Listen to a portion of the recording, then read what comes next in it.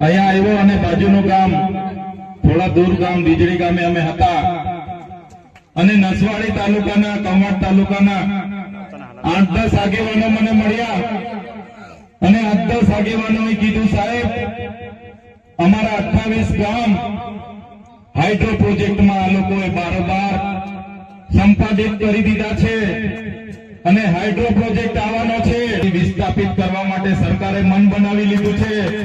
Collector, SP, એમના પ્રાયોજના વહીવટદાર, એમના DCA, એમનું ખાણ ખનીજ વિભાગ, એમનું જીએમડીસી, જીઆઈડીસી અમારે ત્યાં આવે છે પોલીસને લઈને। 28 ગામના લોકોને કેમ છો?